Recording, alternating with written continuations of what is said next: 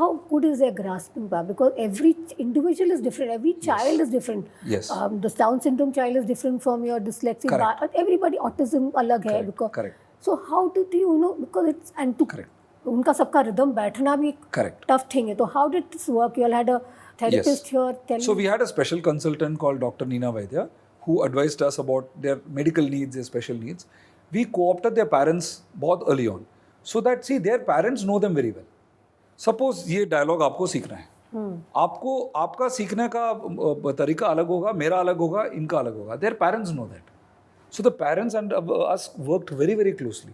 और ये सब स्पेशल लोग जो हैं वो बहुत हाईली फंक्शनल ऐसा बोलते हैं, highly functional, because already they have gone through years of therapy, they are comfortable with societal norms. तो उनका पेरेंट्स बहुत इंपॉर्टेंट था. मेरा असिस्टेंट पवन था, मेरा training acting coach Manuj Sharma, I also like to thank.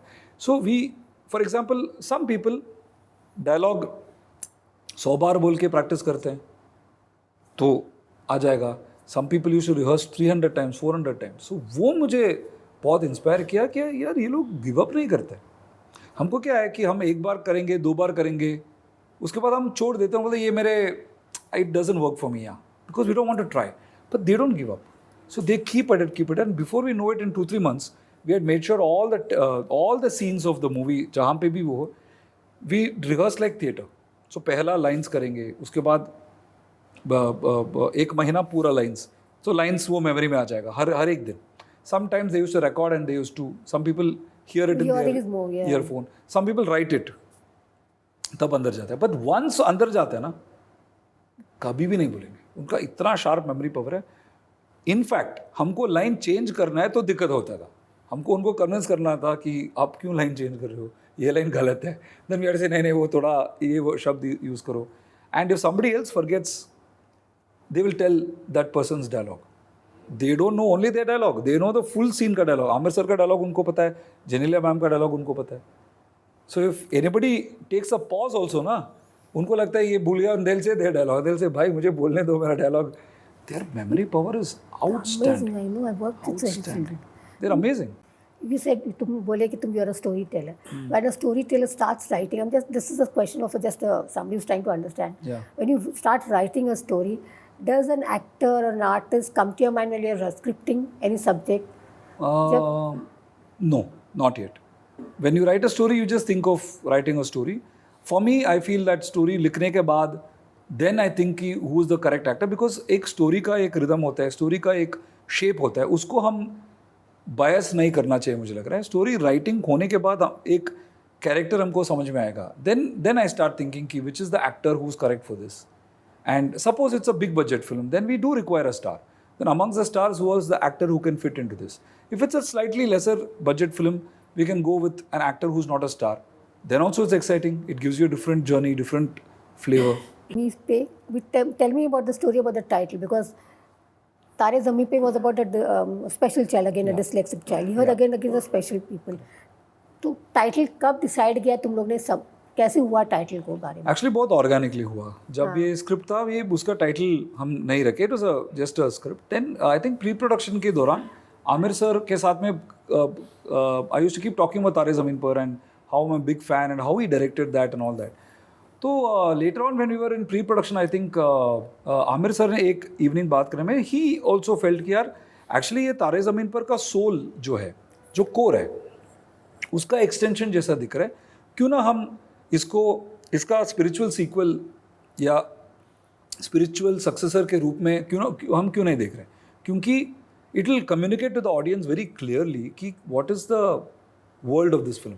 So characters अलग हैं, प्लॉट अलग है, पर जो सोच उसमें था उसका नेक्स्ट चैप्टर है. It is another chapter in the same I would say soul of Taare Zameen Par. So that's how we came up with the title of Sitaare Zameen Par. But actually the thought came from sir.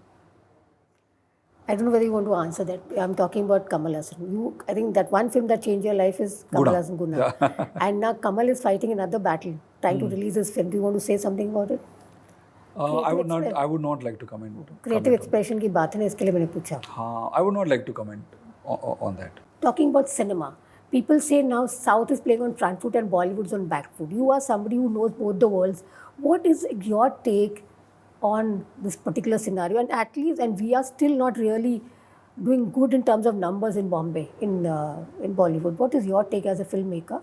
Ma'am, I don't see. I feel that everything is just a cycle. I mean, if one film can change the trend analyst, I think trend analysts and analysts will always have thing. But any film that comes out which connects with the audience, it is not whether Hindi, Tamil, Telugu. My wife watches Korean drama all the time. Malayalam cinema is watched everywhere. Bengali cinema, Marathi. I'm a huge fan of Marathi cinema. Just now I wanted to see one Marathi film which is coming out called April May 99. बहुत पसंद आया वो trailer. तो मुझे नहीं लग रहा ma'am कि वो ऐसा ऑडियंस को they just want a good film. And see, an audience today can watch Hindi, Tamil, Malayalam, any language movie in the world they can watch wherever they want. So अच्छा सा film आएगा तो connect करेगा. Are we not working on a content? We are focusing more on star-driven content, or how is it? Because people say कि content पे हम लोग ध्यान नहीं दे रहे, हम लोग star के पीछे भाग रहे हैं, economics नहीं बैठ रहा. These are the kind of things that are discussed in the industry even today. So you. I'm not a business analyst. I'm an optimist because I'm a storyteller, and I feel that stories will always work if it connects with the people.